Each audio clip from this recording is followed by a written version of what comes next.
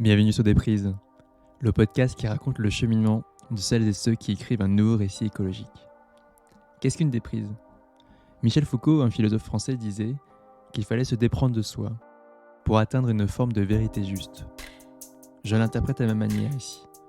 Une déprise, c'est une déconstruction personnelle, une croyance, une vision du monde qu'on désassemble pour la reconstruire d'une autre manière, plus alignée avec nos valeurs. Et je crois que la construction d'une société plus écologique, c'est avant tout une histoire de personnes qui écrivent de nouvelles manières de vivre, de travailler, de s'engager, de se mettre en mouvement, en opérant ces déconstructions personnelles. Dans Déprise, je vais à la rencontre de ces personnes, qu'elles soient agricultrices, entrepreneurs, ingénieurs, artistes, politiques, activistes et bien d'autres.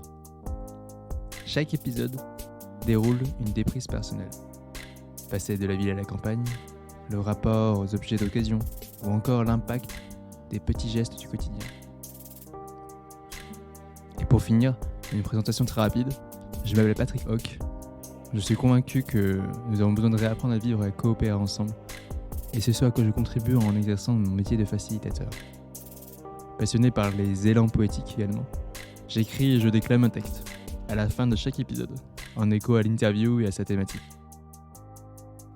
Enfin, à titre personnel, je me déconstruis moi-même aussi, avec l'envie de vivre de manière plus résiliente, en ayant le projet de créer un écolieu à la campagne.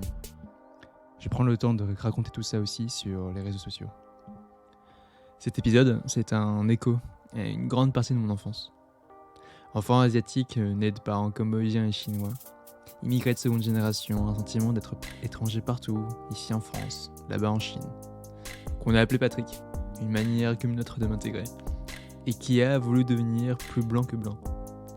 Il fallait qu'il parle mieux français que les autres, alors surtout pas d'accent. Il fallait qu'il réussisse à l'école, sans trop comprendre pourquoi.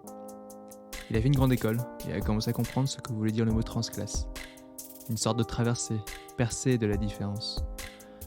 Et cette différence, on l'oublie, on s'assimile avec la norme. Et on se rend compte qu'on a oublié, voire rejeté cette différence qu'on avait en nous.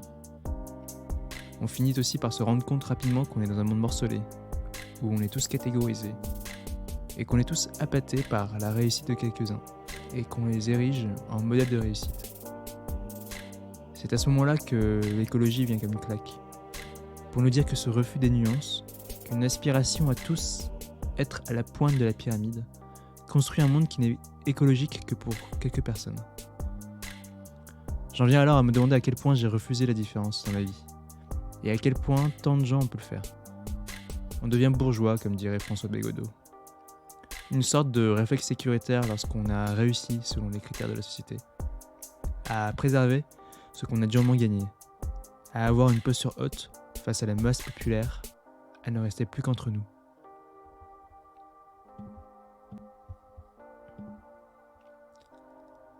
Alors j'ai eu envie de me questionner sur ça avec Marianne. Marianne, elle s'intéresse depuis toujours à comment justement refaire exister ces personnes qui n'ont que peu ou pas de voix.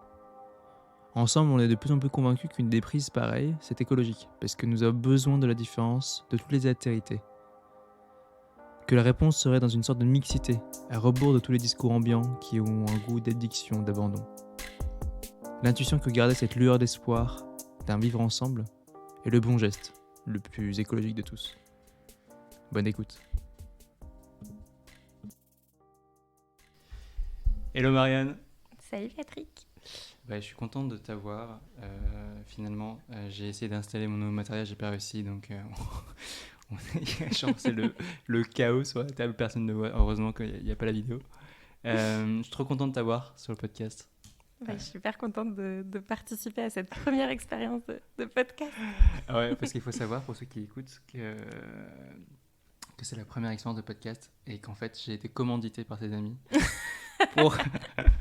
pour surpasser cette peur du podcast. Non, c'est pas du tout vrai en vrai, sinon je l'aurais dit au début. Peut-être à la fin, peut-être que je le dirai après. Bon, bref, je digresse. Marianne, du coup, je vais te présenter très rapidement et puis je te parlerai de ta déprise et puis on va dérouler autour de ça. Marianne, donc, tu es cofondatrice de POA, qui est une association qui accompagne les jeunes et les personnes qui les accompagnent dans le développement de compétences relationnelles et personnelles, dans le but de trouver une voie qui leur convienne au niveau professionnel. Est-ce que c'est bien ça ou est-ce que tu veux compléter ?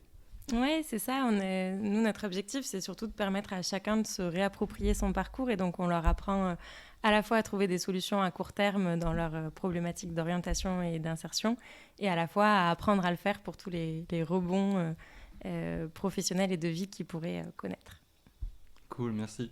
Alors, la déprise qu'on a définie et celle que tu voulais dérouler aujourd'hui, c'est intégrer la mixité et plus largement l'altérité dans nos vies. Est-ce que déjà tu peux nous dire pourquoi c'est si important pour toi aujourd'hui de faire ça dans ta vie en fait au quotidien ? Peut-être pour contextualiser et dire un peu d'où je parle. Effectivement, je suis entrepreneur slash activiste avec POA, mais mon métier de base, c'est aussi que je suis facilitatrice. Et du coup, ça fait un peu plus de 6 ans que j'accompagne plein de groupes avec des niveaux, on va dire, de diversité et de mixité à l'intérieur de ces groupes un peu variables. Mais facilitatrice, tu voulais dire, du coup, tu peux expliquer juste pour... Ouais, facilitatrice, du coup, j'anime des groupes, des collectifs qui ont soit besoin de résoudre un problème ensemble, soit qui se sont réunis pour s'entraider sur différents sujets, perso, pro. Et du coup, on a un peu cette casquette d'observateur et de créateur, animateur de groupes et de collectifs. Et donc, je pense que j'ai pu vraiment me convaincre de l'importance de se rencontrer, de se parler et de se mélanger quelque part en observant tous les groupes fonctionner ensemble. Et avec cette conviction que chacun et chacune a quelque chose à apporter au collectif dans lequel il s'intègre de manière ponctuelle ou plus durable. Et que si on pose les bonnes conditions et les bons cadres, en fait, c'est quelque chose de possible et qui crée énormément de valeur, quoi. En fait, qu'on est quand même beaucoup plus... intelligent et intelligente à plusieurs que tout seul, quoi. Et je crois que c'est ça qui m'anime, qui m'a toujours animée, mais qui aujourd'hui m'anime de manière, on va dire, plus structurée et encore plus forte, quoi.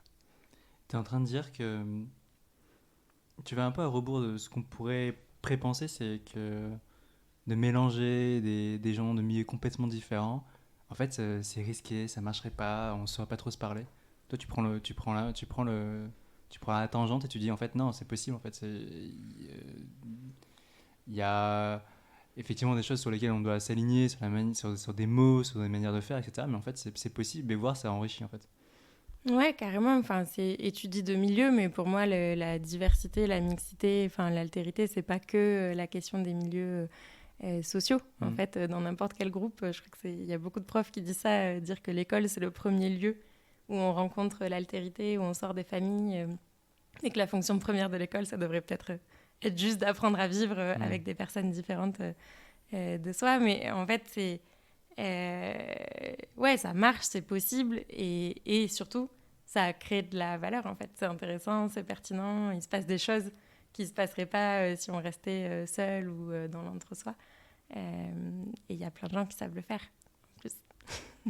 Comme quoi ? Qu'est-ce qui se passe, par exemple? Tu peux nous raconter des moments magiques ou des choses qui seraient inattendues? Moi, ce que je trouve hyper chouette, c'est qu'en général, quand on commence un atelier ou une discussion, il y a tout le monde qui s'observe, qui est un peu fermé. Nous, on le voit souvent avec les jeunes avec qui on anime. Au début, ils ont tous leur manteau bien fermé, les bras bien croisés sur leur chaise. Et en fait, au fur et à mesure qu'on crée la conversation, on voit les gens qui s'animent, qui lâchent un peu leur peur, leur posture, qui ouvrent leur manteau, leur veste, qui se détendent. Et en fait, on voit... C'est un peu bête ce que je vais dire, mais on voit vraiment un peu de la vie revenir et des petites étoiles s'allumer, des petites lumières s'allumer dans les yeux des gens et surtout voir qu'ils arrivent à se considérer les uns les autres. Et on voit souvent des soulagements, quoi, un peu des poids, des valises qui se déposent. C'est assez magique en fait de voir les groupes se reconnecter les uns aux autres, se faire, et y compris des fois dans le désaccord. Enfin, en fait, c'est pas toujours... ça peut être assez animé comme discussion, mais on voit qu'il y a un truc de reconnexion hyper humaine, hyper simple qui se recrée, quoi. Moi, je pense qu'on a tous des préjugés par rapport à ça. C'est La mixité, ok, mais en fait, il y a des personnes qui ont des bagages lourds. Comment on gère ça? Est-ce qu'on est vraiment apte à gérer ça? Est-ce qu'on en a envie d'ailleurs? Hmm. T'as envie de dire quoi à ça? Tu veux dire dans un groupe ou dans Ouais. la société en général? Mais non, mais en fait, ouais, ce que je veux dire, c'est que enfin, il y a beaucoup de personnes qui viennent de milieux précaires, qui ont des conditions de vie pas faciles. Je pars de mon prisme à moi, où en fait, pour le coup, j'ai vécu les deux, mais où en fait, dès que tu as fait une grande école et que tu es diplômé, en fait, tu as beaucoup plus de sécurité, etc. Et donc, tu touches à des milieux qui, mine de rien, peuvent avoir des bagages lourds. En tout cas, ce qu'on pourrait croire, c'est ils ont des bagages lourds. Et donc, ça va être difficile pour moi de le vivre, ou je vais pas réussir à m'adapter, etc. Hmm. Qu'est-ce que tu as à dire à ça, ouais. Moi, je pense qu'il y a un truc. C'est qu'en général, cette mixité, elle se déclare pas, elle s'improvise pas, elle se construit. Et tu peux avoir différents niveaux dans ça. En fait, ça peut. Il y a TD Carmonde qui a une super méthode et qui applique ça depuis 40 ans, où eux, ils font d'abord des groupes non mixtes, en fait, où ils permettent aux personnes qui ont les mêmes vécus, ressentis, problématiques, bagages, comme tu disais, d'abord de se parler entre eux et du coup de déposer des choses, de se construire un discours, de se sentir plus solide en fait sur ce qu'ils ont envie de porter et vice-versa, sur des personnes peut-être qui ont plus de facilité, qui sont plus favorisées, de pareil, déposer ce qu'ils ont à déposer, leurs peurs, leurs ressentis, leurs préjugés, un peu les déconstruire entre eux et seulement après, ils mélangent en fait tous les groupes pour avoir une discussion qui a été préparée. Donc ça, c'est l'extrême, mais en fait, pour moi, dans nous, ce qu'on fait, on n'a pas souvent autant de travail en amont. Ce serait idéal, mais on intervient de manière peut-être un peu plus sauvage. Je crois qu'il y a beaucoup une question de posture et d'écoute. En fait, nous, on fait en sorte que le groupe il soit à l'écoute des personnes qui en ont le plus besoin. Et ça demande à chacun d'avoir conscience de soi, de re-questionner sa posture. Et souvent, quand je dis que c'est pas sauvage, c'est que nous, on a toujours des facilitateurs ou des facilitatrices qui sont là pour justement réguler, créer des espaces de parole, permettre à chacun de sortir de ses réflexes, de ses habitudes, de parler, voir s'écouter parler, et du coup d'arriver un peu à créer de la place pour tout le monde. Merci. Moi, je me pose la question d'ailleurs, c'est un peu la question où je prends ton sujet et j'essaie de le lier aussi au sujet du podcast, mais en quoi c'est écologique pour toi d'intégrer le plus possible des différences ou des milieux différents dans sa vie? C'est écologique. Moi, je suis hyper convaincue en fait que la crise écologique qu'on vit, c'est encore une espèce de domination qu'on exerce sur la nature et sur la planète, quoi, et que ça vient quand même beaucoup de ces postures de dominants qui recréent en fait cette précarité, ces injustices. Moi, j'ai vraiment l'impression que c'est un même schéma qui se joue dans les deux cas. Et pour moi, du coup, apprendre à vivre autrement, à travailler autrement, à se côtoyer autrement, c'est un premier pas, à mon avis, assez encourageant pour arriver à penser autrement notre rapport à l'environnement, à la planète qui nous abrite. Et je crois qu'au-delà de ça, il y a un enjeu qui est clé, c'est que les premières victimes du dérèglement climatique qu'on a provoqué, ça va encore être les personnes qui sont vulnérabilisées par la société telle qu'elle existe déjà, quoi. Donc, pour moi, il y a un double enjeu, c'est que de toute façon, on n'arrivera pas à délier et à résoudre le problème du dérèglement climatique sans re-questionner nos comportements, nos postures, nos schémas de pensée et notre rapport à la nature. Et de toute façon, si on ne fait pas ça, on va jeter de l'huile sur le feu sur une situation qui est déjà hyper précaire, injuste et délirante, quoi.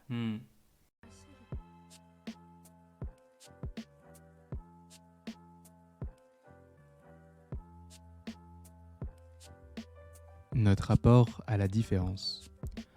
La réponse à cette question n'est pas forcément évidente. Elle rejoint la réflexion de l'écoféminisme et d'autres mouvements qui expliquent qu'au fond, c'est le fait de chercher à dominer l'autre, que ce soit la femme, la nature, ou celui qui a moins de statut social et de richesse, qui fait qu'on arrive à une société aussi divisée, en crise écologiquement parlant. Le questionnement que je me pose ici est très ouvert. Comme la domination de l'autre devient un problème écologique, comment peut-on tenter de résoudre ça à l'échelle individuelle ? Je me demande à quel point on s'enferme tous à double tour dans notre confort.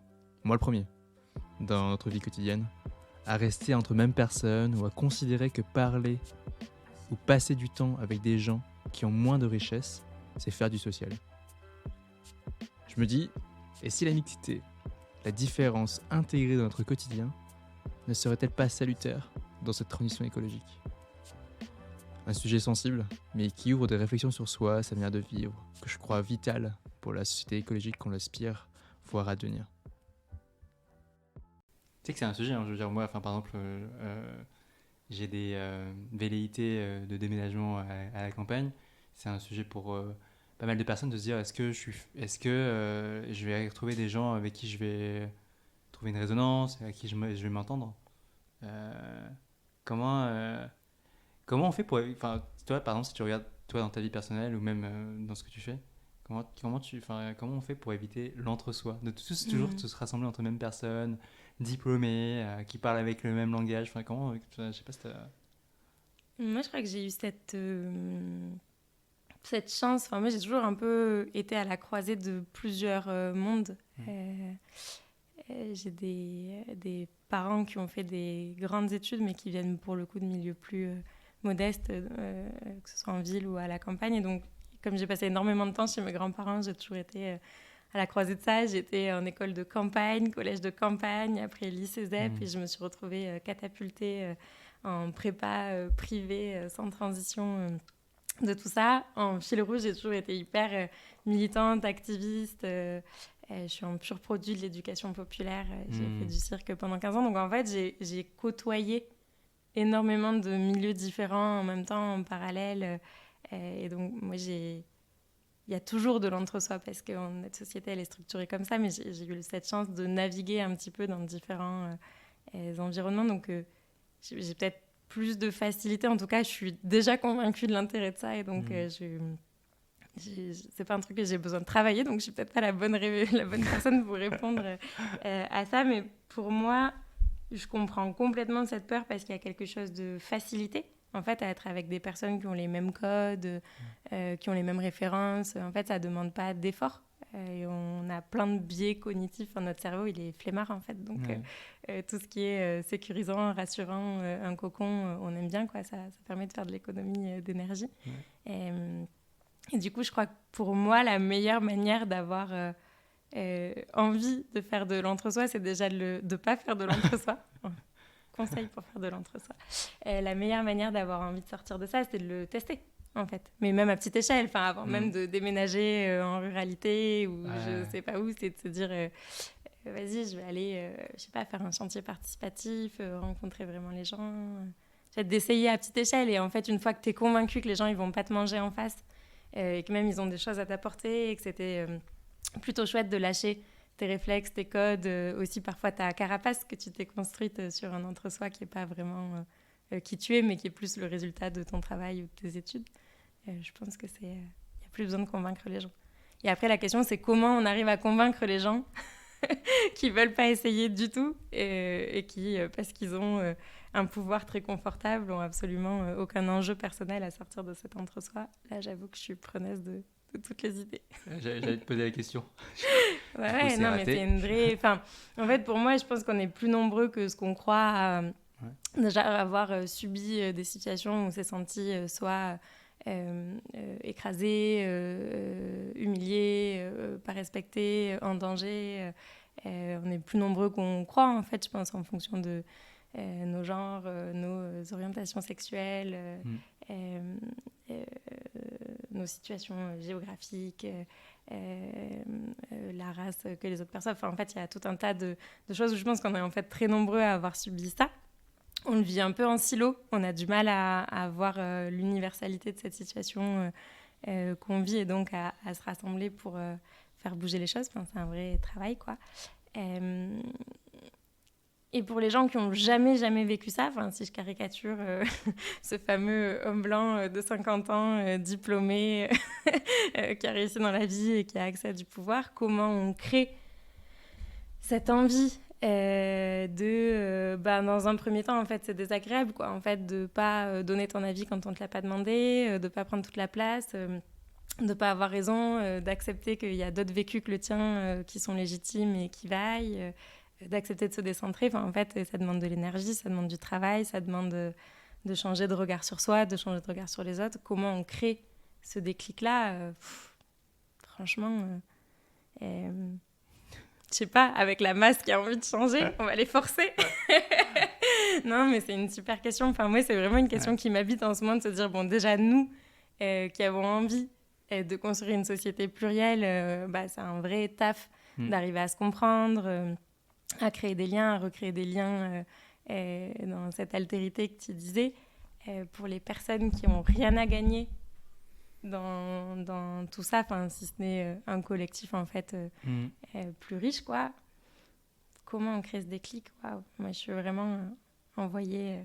les gens qui écoutent, envoyez-nous toutes vos idées parce que il y en a besoin, quoi. À part des électrochocs. Je sais pas. Honnêtement, j'ai pas la réponse aujourd'hui. Sachant que t'es quand même assez connu, je ne pas tant que ça, mais t'es quand même assez connu pour titiller n'importe quelle personne qui aurait justement une tendance à l'entre-soi ou à rester un peu dans une posture de dominant parce que t'es aussi féministe et donc qui aurait un langage. Le dis pas, les gens savent pas. De toute façon, tu sais, en une demi-heure, 1 heure, il faut lui dire, donc je ne peux pas le cacher éternellement. Je rigole. Et en fait, mine de rien, ça, par exemple, ça peut être une idée. C'est que dès le moment où tu vois qu'il y a ne serait-ce qu'un petit élan d'enfermement d'entre-soi ou de relent de domination, etc., tu vas faire la remarque. Parce que tu questionnes la personne, tu fais est-ce que vous êtes sûr? Tu fais ça déjà, tu titilles les gens, en fait. Déjà, c'est un premier geste, quoi. Ouais, je pense que ça demande de... Oui, effectivement, tu as raison, de là où on est. Je pense qu'il y a en vrai, un travail sur soi à faire. Moi, j'ai, comme tout le monde, plein d'angles morts. Je reste une femme blanche, hétéro, diplômée. Donc, je ne fais pas partie des gens qui subissent le plus le système actuel. Et donc j'ai plein d'impensés, j'ai plein d'angles morts, donc ça demande quand même une humilité un peu permanente et de commencer par soi, quoi, de balayer un peu devant sa porte. Mais bon, une fois que tu es convaincu que tu as plein de choses à apprendre et que c'est un travail permanent, c'est plus facile, quoi. Tu pars du postulat que tu peux dire quelque chose ou oublier quelque chose ou rater quelque chose, et donc tu développes une vraie capacité d'écoute. Et donc je pense, avant même d'aller faire de la pédagogie et d'aller le porter, moi j'ai plus envie d'inviter les gens à commencer par bosser sur eux. Parce que je crois que c'est aussi un taf d'exemplarité. C'est difficile d'aller titiller, comme tu dis, les gens quand toi-même tu as des espèces d'énormes impensés ou des postures qui vont être en fait l'effet, le miroir de ce que eux produisent. Donc je pense que ça demande avant tout une exigence avec soi-même, et après effectivement et tu as beaucoup de milieux militants qui en plus mettent des contenus hyper bien faits sur toutes les questions de discrimination, de rapports de domination qui existent. C'est chouette de faire attention aux environnements dans lesquels on est et d'avoir ce courage, cette énergie de pointer des choses qui vont pas. Et en vrai, moi, il y a des moments où je l'ai pas. Il y a aussi des choses que je laisse encore passer parce que c'est compliqué. Tu vois, je disais tout à l'heure en rigolant, ne dis pas que je suis féministe. En fait, moi, dans n'importe quel rendez-vous pro que je fais, on va me dire à la fin du rendez-vous on a vraiment très envie de parler avec vous, de continuer à bosser avec vous, de faire des choses avec vous. Et juste un petit conseil, j'ai vu votre page Facebook, quand même très féministe, c'est attention, moi ça me gêne pas, mais il y a des gens que ça va déranger dans ma direction, dans ceci, dans cela. Donc en fait, tu vois, tu as toujours cet équilibre entre tous les projets que tu mènes de front, l'exigence de jamais rien laisser passer, ton énergie personnelle, ta capacité à apporter ça, et tout ça, c'est contradictoire parfois. Donc je pense qu'il faut le faire aussi souvent qu'on est capable de faire. Mais c'est un taf c'est un taf éprouvant, c'est un taf compliqué, et en plus dans lequel moi il y a des choses que je vois que je découvre au fur et à mesure qu'avant je laissais passer, quoi. Ouais. Et donc c'est en mouvement. Enfin, tu vois, il y a des choses dont j'avais pas conscience où tout d'un coup je me dis, oh, ça devient criant, je vois plus que ça. Mais donc, humilité, quoi. En fait, quand bien même on voudrait rien laisser passer, on laisse passer des choses. Et là où je te dis que j'ai pas trouvé la bonne formule, c'est que si tu veux, moi je sens qu'il y a des personnes où c'est hyper complexe, il faut plutôt leur apporter des constats hyper chiffrés, parce que c'est des gens très rationnels pour qu'ils acceptent de t'entendre. Il y a des personnes, ils vont être plus sensibles à la manière dont toi ça te touche. Et donc en fait, ils vont pas comprendre pourquoi tu viendrais pointer du doigt quelque chose qui te concerne pas. Enfin, en fait, c'est hyper compliqué d'être audible. Et quand bien même tu relèves ces situations, si on prend l'impact réel qu'il y a derrière, est-ce que ces personnes elles vont plus faire attention? Je sais pas, tu vois. En fait, moi, j'ai l'impression que c'est tellement une répétition que c'est un travail nécessaire, mais vraiment au long cours.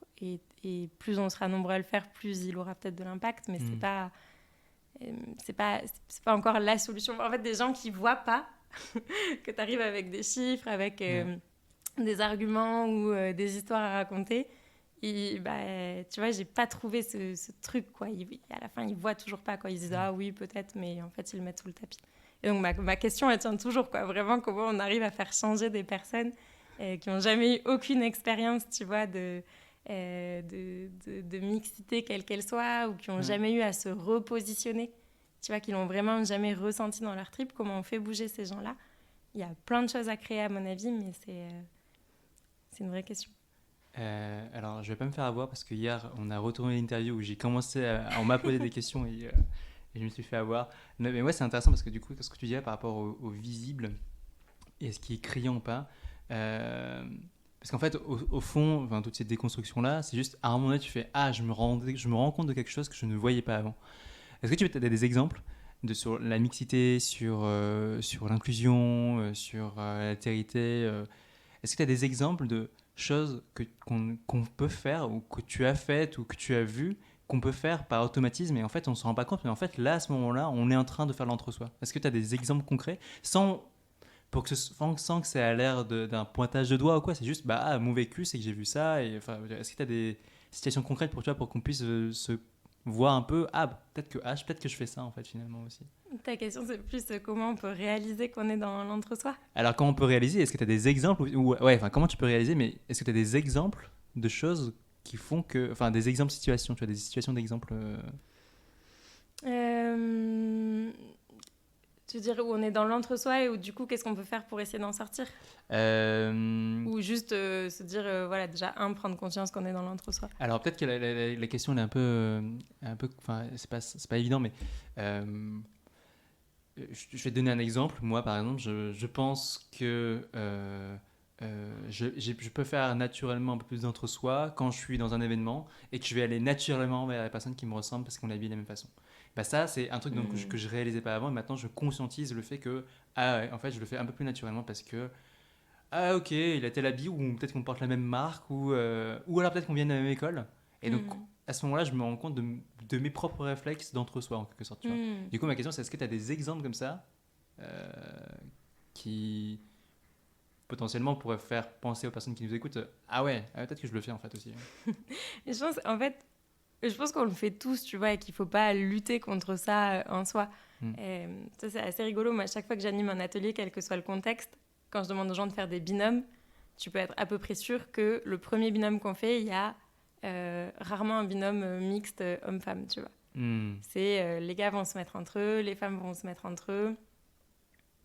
Voilà. En gros, qu'on soit en entreprise, qu'on soit avec les jeunes, qu'on soit avec des militants et des militantes plus déconstruites, il y a un truc...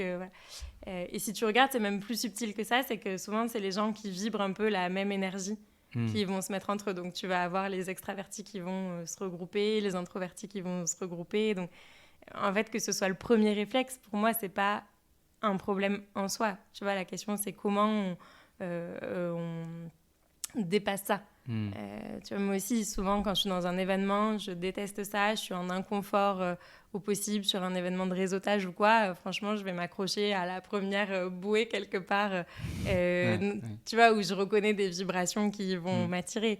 Et donc la question, c'est OK, à ce moment-là, je suis en fragilité, j'ai besoin de me rendre plus forte, de retrouver de la consistance, de la sécurité. Donc pourquoi pas avoir ces réflexes-là? La question, c'est comment on le dépasse. Et donc pour moi, ton exemple, il est hyper chouette de se dire, OK, réponds à ton besoin immédiat, quel qu'il soit.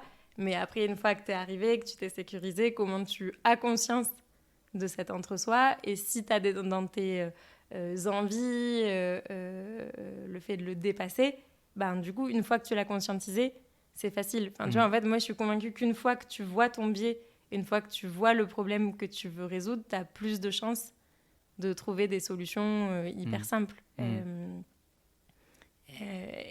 Et donc, je reviens à la conscience de soi. Pour moi, c'est ça la clé, quoi. C'est de se dire, une fois que tu as identifié ton réflexe, tu peux te poser la question, est-ce qu'il est légitime? Est-ce que je le fais parce que j'ai besoin de ça?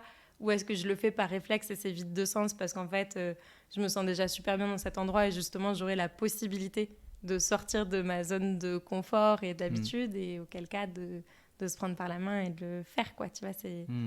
Pour moi, c'est ça, en fait, c'est d'essayer de se regarder un peu soi, d'analyser ses comportements et quand on a l'espace de les faire bouger, de s'entraîner à le faire. Et plus on le fait, plus ça devient naturel. Ouais, intéressant. Ouais, parce qu'en fait, peut-être la manière dont je l'ai présenté, c'est que t'as pas besoin de te culpabiliser par rapport au réflexe premier de vouloir d'abord être avec des gens qui sont plus semblables. C'est dans un deuxième temps où est-ce que tu proactivement, tu vas essayer de faire quelque chose de différent pour ça. Ouais, et ça demande de se sécuriser soi. Tu vois, au-delà de se regarder, ça demande de se sentir en capacité de le faire. Ouais. Je voudrais revenir sur le fait de... Parce que du coup, je veux dire, dans mon entourage, effectivement, je pense que je te vois comme une personne qui ne va jamais hésiter à être titillée. Et je voudrais revenir sur ça parce que, mine de rien, il y a un truc, je pense, dont on a tous peur. Qu'importe le sujet, ça peut être l'écologie, ça peut être la mixité sociale, c'est qu'on a peur de se faire passer pour chieur à un moment donné. Donc, en fait, comment tu dis... c'est quoi ton ressenti par rapport à ça? Comment tu joues avec ça? Tu vois, une fois que tu as cette étiquette, tu as beaucoup moins de scrupules à le faire. Moi, c'est foutu, tu vois, ma street cred, elle est... Les gens le savent. Donc, si tu veux, j'ai pas de... Non, moi, je comprends cette peur. Je comprends cette peur, honnêtement. Moi, je crois que je vois tellement d'injustices au quotidien que cette peur, elle me paraît pas très grande dans mon cas. Et que... Comparé à l'injustice, tu veux dire? Ouais, est-ce que ça provoque? Tu vois, je relativise vachement entre guillemets ma réputation et le pouvoir que je peux avoir de faire changer les choses ou en tout cas de les faire exister. Tu vois, c'est ce que je disais tout à l'heure. Je sais pas si en titillant les gens, j'arrive vraiment à changer les choses, mais au moins, je fais exister une réalité qui décide ou qui n'arrive pas à voir, quoi. Et du coup, moi, c'est ça qui m'aide, en fait, c'est d'être tellement au contact de gens qui n'ont jamais d'espace pour faire exister leur vécu, qui ont pas ou peu de voix, qui n'ont pas accès à des espaces de pouvoir, quelque part, qui soient citoyens, politiques, auxquels moi j'ai accès, que ça me paraît pas... Enfin, j'ai pas l'impression de perdre beaucoup de choses à le faire. Par contre, ça demande de le faire... Moi, il y a des moments où je l'ai mal fait. Il y a des moments où je l'ai fait plus par épuisement personnel. Enfin, tu vois, je prenais l'exemple des rendez-vous pro. On vient toujours me souligner... attention quand même, le côté trop féministe, il peut être dérangeant. Moi, il y a des moments où j'étais en fragilité, où j'avais besoin de réparer certaines blessures que j'ai pu, tu vois, des violences que j'ai pu subir, de ce genre de choses, et où du coup j'étais à fleur de peau. Et donc je le faisais plus parce que c'était trop douloureux pour moi et je pouvais rien laisser passer. Et donc j'étais en colère, quoi, de base. Et donc tu vois, j'étais en mode sniper, quoi, tu vois, et je laissais vraiment enfin, tu vois, t'as pas eu le temps de t'installer, de comprendre qui t'avais en face de toi, que clac, et tu vois, tu rebondis sur un mot, tu le fais mal, tu le fais en colère, c'est pas posé, c'est pas argumenté. Et donc c'est compliqué, quoi. Et j'ai un pote qui m'a dit, en fait, en gros, là, t'as le choix à aller faire la morale une fois à tous les DG et financeurs que tu rencontres et ils te financeront pas, ils bosseront pas avec toi. Mais c'est sûr, c'est cool, tu leur auras, tu les auras traités de gros machistes ou de gros sexistes, si je grossis le trait. Ou alors de réfléchir à comment tu mènes de front tes 2 combats féministes et pour la jeunesse que tu essayes de soutenir qui est plus en précarité et lequel tu priorises. Et pour moi, cette question-là, elle était impossible à résoudre, quoi. De se dire quand c'est que je dis rien sur le féminisme parce que j'ai besoin de monter ce partenariat. Et voilà. Et il me disait, en fait, tu as le choix entre, du coup, faire la morale une fois à tout le monde ou créer des relations, des partenariats plus solides avec les structures. Et par contre, une fois que tu es en atelier, en formation, vraiment dans les projets, de plus rien laisser passer. Et je trouve que c'est un équilibre subtil, j'essaye de me rappeler souvent ça, et je reviens à cette notion de stabilité. En gros, moi, ce qui m'a beaucoup aidée, c'est de prendre des vacances, en fait, et de se dire si je suis à fleur de peau, si je suis fatiguée, en gros, je suis tellement en colère que j'ai pas l'espace de bien dire les choses, que j'ai pas l'espace d'être constructive et donc en fait quelque part je hurle devant quelqu'un qui a l'impression que je fais un caprice et on se reverra jamais, il se passe rien. Et du coup, si j'arrive à moi être sécurisée avec moi-même, être solide, être en phase, j'arrive à dire les choses déjà de manière constructive, beaucoup plus posée, beaucoup plus factuelle. Tu vois, ça m'arrive en rendez-vous de dire par contre, tu vas te pas rire à une grosse blague sexiste et de dire par contre en fait là, on est dans un environnement en fait qui devrait pas être sexiste, donc je veux bien qu'on fasse attention pendant la réunion. Beaucoup plus impactant que de dire c'est quoi cette blague franchement, je peux pas tolérer ça, ça me rend folle. Je caricature, mais c'est un peu de l'amener de manière beaucoup plus construite. Et surtout, d'être en capacité permanente de jauger quand c'est que tant pis, en fait. Et c'est hyper dur et ça m'arrache de dire ça. Il faut laisser passer pour l'amener plus massivement après. Okay. Et par contre, tu vois, nous dans POA, c'est des sujets qu'on discute. On est capable d'arrêter un projet, un partenariat qu'on fait parce qu'on trouve que les personnes, en fait, y a du racisme ou il y a du sexisme ou il y a des choses qui, en fait, devraient pas exister dans la sphère sociale. Et si on sent qu'on n'a pas la place pour le déposer et pour faire changer la relation, on s'autorise à dire, en fait, on n'a pas envie de cautionner ça et on va dire pourquoi on part, tu vois.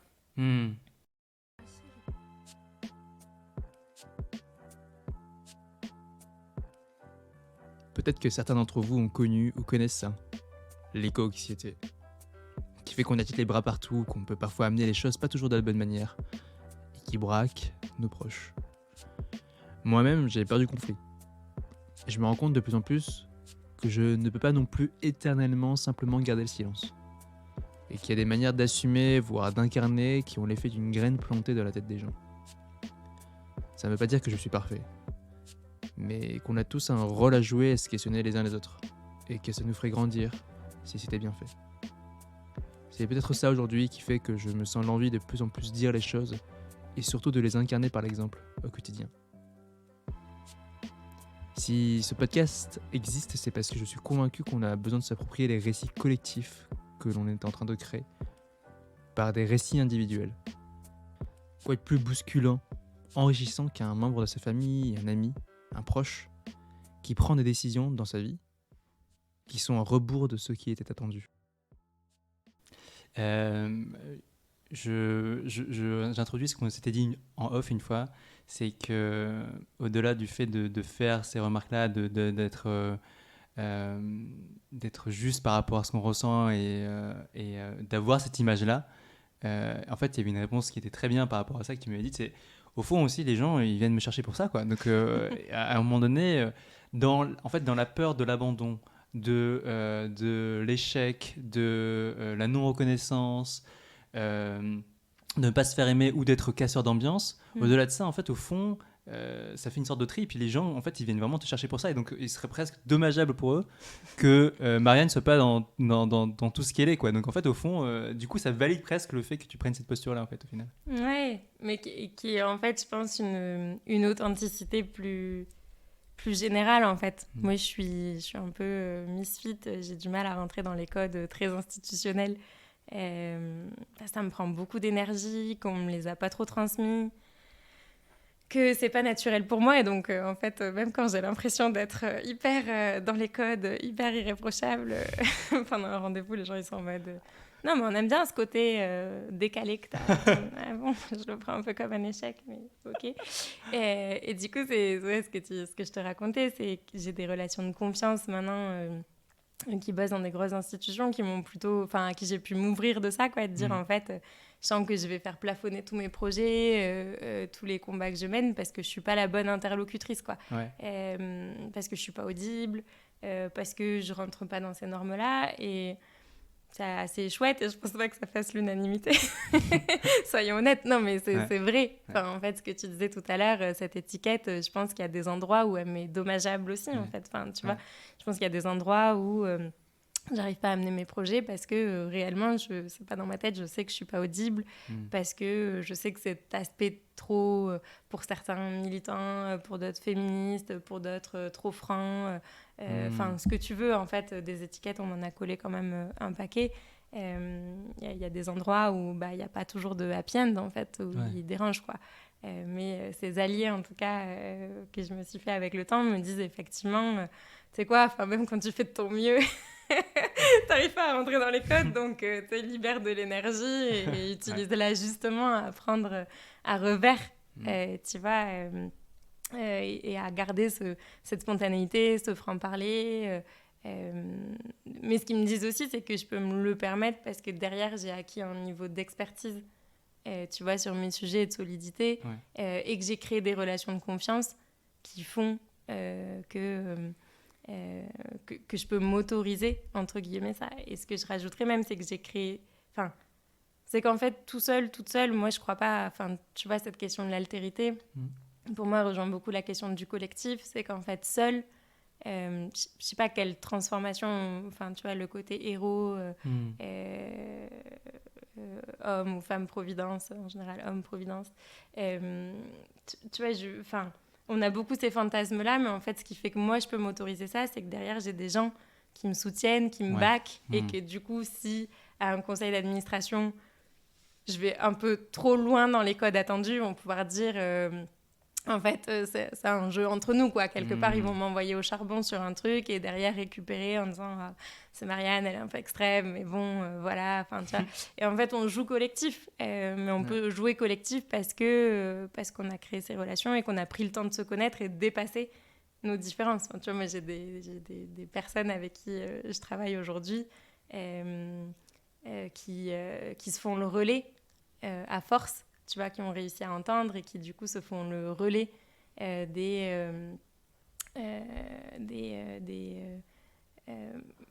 combats féministes, des combats de classe, des combats antiracistes, tu vois, que je peux leur apporter. Mais ça a pris 3 ans, 4 ans, 5 ans. Mais aujourd'hui, ils vont prendre ça en compte. Et donc, ces gens-là, c'est peut-être pas moi qui y vais, mais ces gens-là, eux, ils vont aller parler avec des gens très haut placés. Et donc, quelque part, ils vont amener ce petit bout avec eux. Mais d'où le fait qu'il y a un taf, je pense, d'humilité à faire, de dire, OK, toi, tu peux faire un bout, mais en fait, ce bout, il aura du sens que si tu t'allies avec des gens qui sont soit capables de rentrer dans des milieux dans lesquels toi, t'es pas capable, et en fait, de penser le truc en chaîne. En fait, moi, j'entends au quotidien des jeunes avec qui je suis capable de créer des relations de confiance, d'écouter, donc ils vont me parler de leur vécu, de ce qui va pas, que moi, je vais pouvoir relayer à un échelon de décision, on va dire, et de pouvoir peut-être plus haut, que eux aujourd'hui sont en capacité, pas de leur propre capacité, mais de la place qu'ils ont dans ce système-là de faire. Et idéalement, tu vois, moi j'aimerais les amener avec moi pour arrêter d'être juste un porte-voix, mais qu'on entende directement leur voix à eux. Et d'autres font ça avec nous quelque part, quoi. Et je crois qu'à pas vouloir résoudre tout seul, on arrive aussi à créer du coup des collectifs hétérogènes où chacun peut être une partie de la solution. C'est une belle manière, je trouve, de lier la question de la mixité à la question du collectif, parce qu'en fait, au fond, on parle de mixité dans notre vie, mais en fait, on peut mettre aussi de la mixité dans la manière dont on aborde les sujets, et donc, du coup, de se dire, si j'essaie de résoudre un problème, je suis pas la seule personne qui peut le résoudre en fait. Du coup, je m'intègre dans un collectif et du coup, le fait que par exemple dans ton équipe il y ait différentes personnes, Marianne dans le groupe, c'est une force en présence qui est géniale pour le groupe et elle est pas toute seule. Et donc du coup, enfin, je trouve qu'il y a une belle réponse à que la mixité, c'est aussi la mixité dans sa vie, mais c'est aussi la mixité des forces, quoi, et c'est la mixité du collectif. C'est trop bien.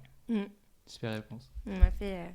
Faudra que tu t'invites, Cher, qui va peut-être faire des choses avec nous sur Powa. Il m'a fait des super métaphores sur les équipes de foot que je maîtrise pas encore tout à fait, faut qu'il me les répète, mais sur comment tu construis une équipe, en tout cas, vraiment en capitalisant sur les forces de chacun. Il faut que je travaille ça pour parler plus des passionnés de foot. Pour la parenthèse, tu vois, dans le foot, on dit souvent que tu peux mettre les 11 meilleurs joueurs du monde dans la même équipe, ça ne marchera pas. En fait, c'est plus une harmonie entre des complémentarités que les 11 meilleurs. Parce qu'en plus, il y aurait des guerres d'ego, on se marcherait dessus, etc. Donc, ça, c'est. Il faut qu'on les travaille. Ça, tu vois, ça peut peut-être parler à des gens qui n'ont pas envie de changer la métaphore footballistique. Je vais travailler. Donc ça, c'est les cordes à ton arc supplémentaire. T'as ton histoire personnelle, t'as les faits et les chiffres, et t'as les métaphores. Moi, je résume un peu. Ce qui se dit là aussi, c'est qu'au fond, si tu peux partir de n'importe quel endroit en te disant, soit c'est la mixité sociale, c'est quelque chose qu'on doit pousser. Tu peux même te dire, en fait, à l'origine de la crise écologique, en fait, c'est parce qu'il y a aussi un manque de mixité sociale et parce qu'il y a des dominations de certaines classes sur d'autres personnes. Donc, il faut essayer essayer d'en intégrer plus dans sa vie, on se questionne. Et donc, dans ce mouvement-là, on s'est dit, il y a tout ce qu'on s'est dit là. Mais dans cet élan-là aussi, on peut se dire aussi, et ça, c'est ce que je vois, je voudrais être questionné par rapport à ça, c'est, j'ai l'impression d'avoir une sorte d'élan un peu paternaliste par rapport à l'inclusion. En fait, je vais faire de l'inclusion, oui, bon, voilà. Tellement. Par exemple, quand tu es diplômé, oui, je vais faire de l'associatif et je vais faire de l'inclusion. Et c'est en fait une petite partie de ta vie. Et au fond, ça ne change pas tant que ça, ta posture, qui reste quand même, je domine les autres classes. Bon, évidemment, on ne le conscientise pas comme ça, hein, mais je suis celui qui a la réponse. Ah bah tiens, je fais une petite digression. Je suis le seul... je fais partie de ceux qui sont capables de penser vraiment l'écologie de manière systémique. Et donc, du coup, j'ai la réponse à tout. Parce que, comment on évite cet écueil-là de l'élan un peu paternaliste, un peu... Bon, je vais y aller comme ça. Un peu colon, un peu... de sachant... T'as raison de le souligner. Enfin, pour moi, c'est ce rapport d'aide... il est terrible. Et je pense que des fois, il fait plus de mal, tu vois, dans ce qui va réengendrer d'humiliation, de rouleau compresseur sur les personnes que tu veux, entre guillemets, aider. Donc moi, je pense qu'il y a arrêter de vouloir aider. En fait, tu vois, y retourner avec une posture d'humilité et aller avant tout écouter. Ouais. En fait, déjà comprendre. Déjà aller faire ton auto-éducation quelque part. Idéalement pas en faisant peser le poids sur les personnes qui sont en train de subir les violences systémiques, plutôt en allant s'auto-éduquer avec tous les contenus qui existent. Donc, pas partir en safari, faire ta petite découverte de comment ça se passe ailleurs. Tu vois, avant tout, s'informer, s'éduquer. Et quand tu arrives en face des personnes que tu as sincèrement envie d'aider, commencer par écouter. Et en fait, comprendre, demander, tu vois, ce que tu peux faire. Tu vois, en fait, arriver en ce que nous, on appelle souvent une posture basse, mais pas avec des solutions, plutôt avec de la disponibilité, quoi. Ouais. Et ça, pour moi, c'est hyper important d'arriver avec... tu vois, en fait, ça prend du temps.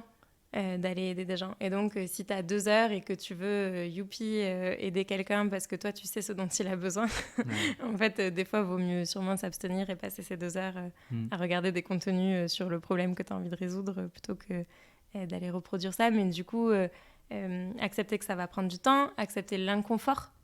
En fait, tu peux, quand tu vas sur le terrain, je pense qu'on l'a tous vécu, même dans la rue, dans le métro, tu vois, d'arriver avec tes gros sabots...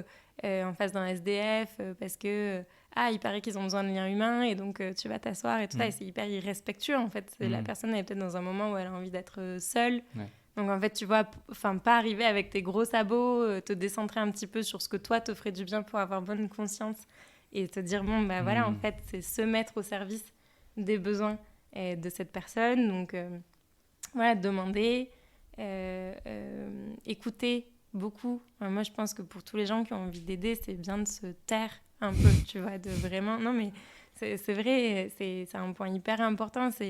Je comprends qu'on ne se sente pas utile quand on va juste écouter et faire des petites choses. Mais en fait, c'est cette chaîne-là, pour moi, qui fait qu'on va trouver la juste posture, pas arriver avec ces postures de dominant. Et donc, tu vas accepter que ça prend du temps, accepter d'écouter et ensuite utiliser ses forces.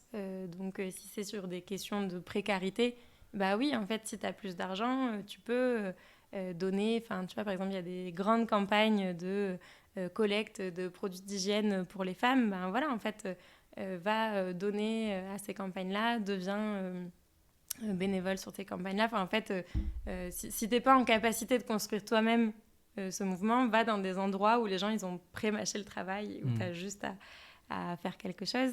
Et je crois qu'il y a aussi dans cette posture que tu décris, pour moi, c'est l'envie d'apprendre et de retirer quelque chose des personnes. Et tu vois, je trouve que dans ce rapport d'aide que tu décris, on pense qu'on sait mieux que les gens ce qui est bon pour eux. Et donc, je trouve que ta métaphore de colon, elle est juste, tu vois. On va aller leur apporter ce que nous, on pense devoir être. Tu vois, la sécurité, la stabilité, le confort, j'en sais rien, les réponses. Et alors qu'en fait, si t'es hyper sincère dans le fait de te dire que tu vas plutôt vivre une rencontre qu'aller aider quelqu'un, et donc que tu vas plutôt te mettre au même niveau. Et même ça, mon terme, il n'est pas juste, ça voudrait dire que tu es plus haut. Mais en tout cas, accepter de descendre des statuts et des avantages que te confère la société pour te mettre dans une relation qui est avant tout humaine, et en fait te dire que tu vas en retirer énormément de choses, en fait avoir vraiment confiance en la valeur de la personne en face de toi. Pour moi, ça rend l'engagement beaucoup plus chouette. Et 2, tu as beaucoup plus de chances d'être au bon endroit et d'en retirer des choses. Et donc que ce soit durable et donc que ce soit joyeux. Moi, ça fait partie des choses qui font que je ne m'épuise pas. C'est qu'en fait, j'ai pas de routine. Sur le papier, on pourrait croire que ça fait que j'ai vu 1000 fois la même situation, mais en fait, non. À chaque fois, je vais parler avec les gens, je les écoute. Bien sûr qu'il y a des choses après que tu peux analyser, extrapoler, qui se rejoignent, qui sont des problématiques communes. On en arrive quand même toujours au même problème. Mais si tu écoutes hyper sincèrement le vécu des personnes, comme tu écoutes, en fait, si tu as un pote ou une pote qui vient de se faire larguer, tu lui dis pas non, mais j'ai pas besoin d'écouter le pourquoi du comment. Je sais, je connais plein de gens qui se sont fait larguer. En fait, tu vas écouter ce qui s'est passé et du coup, tu vas, ça va être ok de réécouter l'histoire. C'est pas parce que tu as déjà entendu des gens te raconter pourquoi ils se sont fait larguer que tu sais pourquoi cette personne s'est fait larguer, en fait. Très bien, cette méthode. Ouais, ça marche bien en général. Mais tu vois, pour moi, c'est ça, en fait, c'est y retourner vraiment avec l'envie de rencontrer, de connaître les personnes, d'apprendre d'elles autant, si ce n'est plus, que de donner. En fait, moi, je crois que c'est comme ça qu'on change de regard et de posture. Un sujet important ici, c'est pour moi la posture paternaliste. Presque qu'on pourrait qualifier de colon, qui demanderait en fait à l'inverse pour équilibrer un peu plus d'humilité, d'écoute. Pour avoir travaillé en start-up, on a beaucoup de cette posture, ce discours. On parle d'un public qu'on parfois on a à peine rencontré, jamais côtoyé dans le quotidien. Et on imagine les solutions par ces personnes en apposant notre vécu. Et je me demande, est-ce que ce serait pas le même sentiment que provoquent les politiques publiques ? Un rapport infantilisant qui veut développer une solution générique, globale, standardisée, sans se concerter avec les acteurs qui sont sur le terrain depuis des dizaines d'années. De plus en plus, j'ai les retours de néo-campagnards qui me disent de ne pas arriver avec nos grands sabots, nos idées d'éducation, de la permaculture, comme si on avait le monopole de la pensée et de l'innovation. Il s'agit finalement peut-être de ça, dans ce podcast. Avec quel état d'esprit nous venons dans des lieux, dans des endroits, chez des personnes que nous connaissons peu. l'exode rural en cours, auquel de plus en plus de gens pensent, a peut-être besoin d'ingrédients affinés, peut-être empreint d'humilité. Et c'est cette posture un peu plus paternaliste, peut-être presque parfois de colon, que je vais interroger ici. Une question qui reste encore ouverte. Il nous reste quelques minutes. J'avais promis que je te libérerais à midi. Donc, je voudrais poser quelques questions parce qu'au final, tu es beaucoup au contact des publics qui sont plus précaires, de cette jeunesse qui est invisibilisée.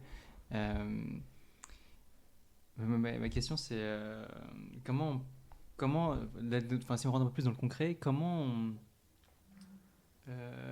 on crée du dialogue? Alors, tu as dit l'écoute, etc. Mais plus concrètement, tu m'as dit par exemple qu'ils peuvent être très, très exigeants, pardon, ils ont plein de choses à partager. En fait, ouais, est-ce que dans ta méthode, dans ta pratique, dans tes apprentissages un peu empiriques, est-ce que tu as des choses à nous partager sur comment on crée du dialogue et des ponts en fait C'est une bonne question. Rien que ce terme, il est intéressant dans le jargon de nos politiques publiques, les jeunes invisibles. C'est les jeunes qui sont raccrochés à aucune institution, donc qui ne sont pas à l'école ou pas en emploi. Et je trouve que c'est d'une violence, les jeunes invisibles, comme terme bien administratif et bien institutionnel. Moi, je crois que ça passe... C'est un truc qui est très peu financé dans le secteur public, parapublic, associatif. C'est le temps de créer les liens de confiance, en fait. Et ça prend vachement de temps. En fait, ça veut dire qu'il faut peut-être passer par des prescripteurs, des gens à qui eux font confiance, tu vois, qui a besoin en fait de créer une chaîne autour de ces jeunes pour arriver à créer le dialogue. Et donc, je dirais, moi, mon premier point, c'est il faut accepter que ça prend du temps. 2, je vais le marteler, mais c'est de l'écoute, quoi. Et donc, nous, on prépare pas mal nos questions. Nous, on s'inspire beaucoup plutôt des méthodes de design, mais pour arriver à décortiquer leur vécu, en fait, comprendre c'est quoi leur colère, c'est quoi leurs appréhensions, c'est quoi leurs problématiques, sortir un peu de... Aujourd'hui, on a une aide sociale qui est assez factuelle, quoi. Est-ce que tu as un logement, est-ce que tu n'as pas de logement ? Et en fait, nous, on essaye de travailler vachement sur la subjectivité, tu vois, de réécouter les gens vraiment dans ce qu'ils ressentent. Et en fait, juste cette reconnaissance-là, cette considération-là, souvent, elle fait que la confiance, elle se crée. Il y a un exemple, je trouve assez parlant, qui est pris par... comment il s'appelle un des grands pontes du pouvoir d'agir, Yann Le Bossé. Je fais partie de son fan club, donc je n'ai pas le droit d'oublier son nom, qui prend un exemple d'une femme qui vient de divorcer et qui arrive au Canada dans l'équivalent d'un centre social pour dire, voilà, en gros, qu'elle a un problème. Donc elle explique, elle vient de divorcer, donc le travailleur social en face lui dit « Ah, je suis désolée, ça doit être difficile ». Pour l'argent, émotionnellement, tout ça. Elle dit non, c'est juste qu'il est parti, c'est mon choix, tout va bien. Mais c'est juste du coup, il est parti avec la voiture et donc en fait, j'ai plus de moyens de transport.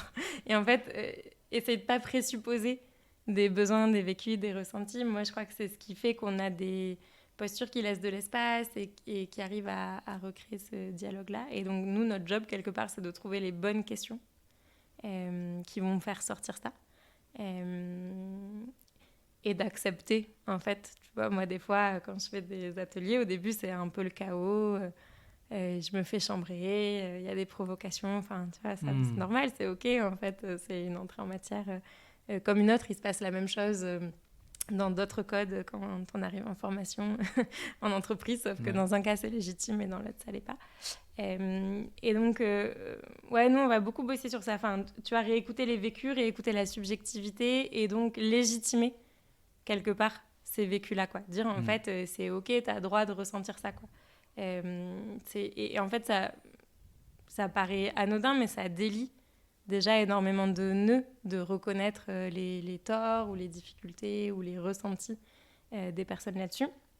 Et après, il y a tout un travail pour moi qui est complexe, qui est comment tu arrives à matcher ces ressentis, ces vécus et du coup ces besoins que tu as aidé un peu comme de la maïeutique, quoi, à faire ressortir. Tu as aidé les jeunes à mettre des mots dessus, du coup, à ce qu'ils soient audibles par d'autres personnes, avec les solutions complètes ou incomplètes qui existent aujourd'hui, quoi. Et donc, nous, notre travail, il est plus presque dans un travail de liant et de traducteur, quoi, de se dire, d'un côté, comment on peut aider les personnes à mettre des mots sur leurs ressentis et leur vécu pour que ce soit audible dans les dispositifs d'aide, mais ça pourrait valoir aussi dans des relations de voisinage. En fait, comment on aide les personnes à verbaliser ça, et de l'autre côté, comment on leur explicite les codes justes et pas justes, en fait, les règles du jeu actuelles pour qu'eux puissent naviguer. Tu vois. Et nous, presque, on a un travail de traduction en permanence, tu vois, qui est fait, quoi. Et donc, je crois que c'est ces petites chimies-là qui peuvent faire qu'on passe d'un système où tout est décidé en haut de manière centralisée à un système où on repart des vécus, des réalités, et où en fait on déduit des solutions, des politiques publiques, tu vois, qui viennent des besoins réels et pas présupposés des personnes. Je te pose une dernière question avant les 2 dernières questions traditionnelles du podcast. Est-ce que, après tout ce qu'on s'est dit, après tout ce qu'on a dit là, est-ce qu'il y a quelque chose, une question qui n'a pas été posée, et du coup, est-ce que tu aurais un message à faire passer que tu aurais envie là, là où tu n'aurais pas eu l'occasion de le faire avant? Elle n'est pas simple la question, je trouve. Mais... ouais, elle n'est pas simple. Non, mais pour moi, je crois que ce qui est vraiment important, c'est de retrouver de l'envie, en fait. Enfin, tu vois, de sortir des peurs qu'on a, qui sont hyper alimentées par les médias. Tu vois, mais ça m'arrive, en fait, quand je ne suis pas allée animer des ateliers depuis longtemps, de me retrouver sur le chemin en allant animer avec les jeunes, avec ses propres préjugés qu'on nous martèle dans la tête, de me dire oh, je vais galérer, oh, je sais pas où je vais. Et en fait, je suis en mode, mais c'est horrible, quoi. Enfin, tu vois, moi qui adore faire ça, qui ai confiance, qui me sens en sécurité avec les jeunes, quel que soit leur milieu, tu vois, en fait, on te met tellement de préjugés en tête que des fois, ils viennent te ronger, quoi. Donc, d'essayer en permanence, tu vois, s'auto-éduquer, mais aussi prendre le temps de réfléchir quand tu marches, quand tu vas quelque part, à qu'est-ce que tu as envie qu'il en sorte, et de se détoxifier de ça. Et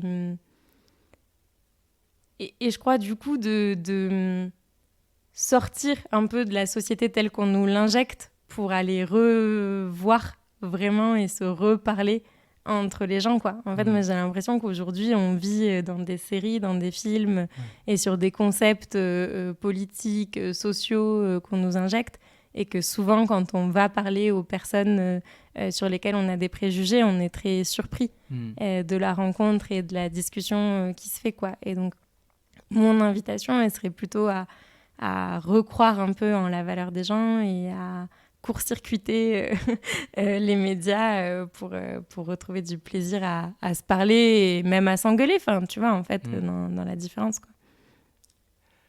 Merci pour ce message. Je te le fais très rapidement parce que sinon je vais te mettre vraiment en retard. Est-ce que tu aurais un bouquin, une œuvre à te nous conseiller, une œuvre d'art, ça peut même être une œuvre d'art visuelle, musicale, qui t'a touché et qui peut ne pas avoir grand-chose pas avoir grand-chose à voir avec ce qu'on a dit là, ou ça peut avoir une connexion totale d'ailleurs, mais comme tu veux. Est-ce que tu aurais une œuvre Une œuvre... Oula, tu me prends... En plus, je retiens jamais les noms, donc...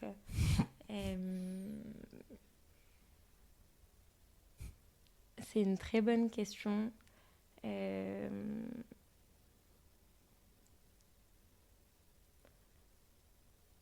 Moi, je vais te dire la chanson que j'écoute en boucle et en boucle et en boucle. Et d'ailleurs, elle commence comme ça. C'est Entourage de Youssoupha. Je sais pas, c'est un son que j'écoute beaucoup. Voilà. Ça marche, merci. Je ne ferai pas te dire pourquoi, mais parce que tu me demandes une œuvre, je vais te dire ça. C'est très bien, il n'y a pas de mauvaise réponse à ça.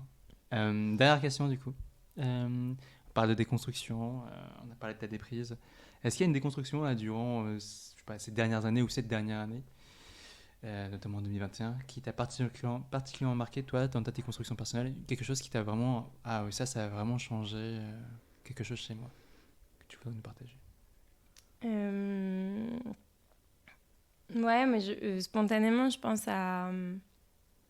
Tu vois, moi, pour être plutôt du côté des combats justice sociale, pendant longtemps, je me suis aussi dit... j'ai aussi du mal à faire le lien avec les combats écologiques. En étant convaincue que les deux étaient importants, mais en disant, bah moi, si je dois choisir, mon cœur, il m'amène plutôt à travailler sur les injustices sociales et que je croise au quotidien. C'était plus tangible, et en fait, d'avoir vraiment réussi à rassembler les deux. Et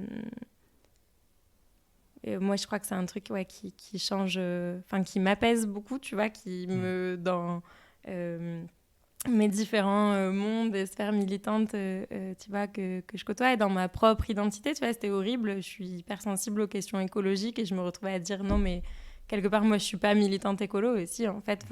Juste, voilà, c'est pas sur ça que j'ai le plus de connaissances, et sur ça que j'ai le plus de, on va dire, de temps investi, mais en fait, l'un ne va pas sans l'autre. Et donc, cette réconciliation et cette déconstruction que ça devrait s'opposer ou se prioriser, ouais, moi, elle m'a apporté vachement d'oxygène, de cohérence, et aussi, je crois, de puissance quelque part. Écoute, Marianne, merci pour tout, pour d'avoir été présente et pour cette interview. Merci pour tout. Merci à toi de m'avoir amené à sauter le pas de ce podcast. Avec grand plaisir. À très vite. À très vite. C'est la fin de cet épisode avec Marianne. Le sujet de la mixité et de l'altérité, c'est un sujet qui est discuté depuis longtemps en tant que sujet de société, mais qu'on se pose plus rarement à titre personnel.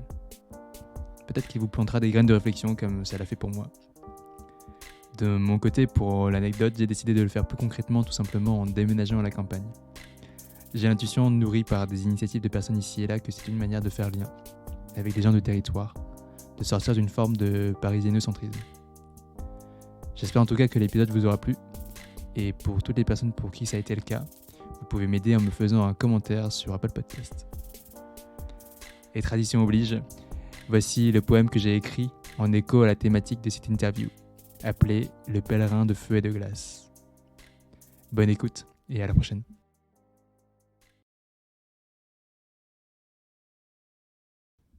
On crée l'espoir lorsqu'on tait nos chuchotements de haine. C'est l'écho des lointaines paroles d'un homme à l'allure quelque peu ancienne. Habitant d'un petit village d'une contrée du sud devenue déserte, on raconte de lui qu'il est dernier des Mohicans. Arpentant les cités nouvelles, gants de velours recouvrant ses mains de fer, une aura de pèlerin l'entourant. La cité de glace n'offre aujourd'hui que peu d'espace à tous les gens différenciés, dépareillés et défigurés. Elle, qui par le passé a abrité bien des foules, autrefois si nuancées, des ethnicités si variées, à présent, à ses portes elle grimace, menace, si vivace, à fouiller dans la besace de chaque personne de la populace, dégageant les carcasses de ceux qui n'auraient pas la moindre trace fugace d'appartenance à la bonne classe. À ceux dont on dit qu'ils se cachent pour mieux servir le crime dans l'ombre de leurs vices et de leurs messes basses, on leur a fourgué une terre de feu et décidé que la masse s'y entasse. Une cité de glace qui a exclu l'inclusion, contourné la pauvreté, qui l'a parqué jusqu'à l'incompressible. Les démunis sont à l'écart, une partie de la jeunesse cachée pour que son invisibilisation soit mieux visible. Entre bien portants de glace et insignifiants de feu, tout est à présent morcelé, séparé, catégorisé. Le réalisme glaçant de l'arrondissement contre l'incandescent défaillant des quartiers. On a gelé ce qui pouvait être préservé, laissé brûler ce qui était déjà abandonné. On aurait aimé l'égalité, mélanger couleurs de peau, bourses, statuts, mais on a préféré continuer et conjuguer nos vies au plus que parfait. Sur les terres de feu, les fleurs se consument, les arbres eux s'enfoncent dans le bitume. Les parcelles de terre sont colonisées par les machines en costume qui ne parlent que de valeurs et d'idéaux posthumes. Ici, les hommes et les femmes vivent ensemble, terrés, presque déjà enterrés, sous le joug d'une implacable destinée, bien décidée à ne pas dériver de sa route si bien pensée. Et soudainement, je me réveille, des perles de sueur ruisselant sur mon visage. Ce n'était qu'un mauvais rêve, un de ceux dont le réalisme ferait croire au plus nébuleux des mirages. La vision d'un monde séparé, étiqueté à la naissance, où nos nuances et différences ne nous laisseraient aucune chance, d'une humanité abandonnée où se mélanger serait une absurdité, et où régnerait la décadence. D'un règne animal, végétal, mis à mal, qui serait le vassal banal d'hommes égarés. Un monde absurde où il n'y aurait plus qu'un homme boiteux du Sud pour encore croire un avenir dépassé, désespéré. Un monde dans lequel un vieil homme des terres du Sud ou une jeune fille des contrées du Nord n'aurait d'ailleurs rien changé dans notre envie de nous révolter. Un monde qui, de notre vivant, n'aurait finalement jamais été le fruit de notre volonté, à moins de s'y croire obligé, pieds et poings liés.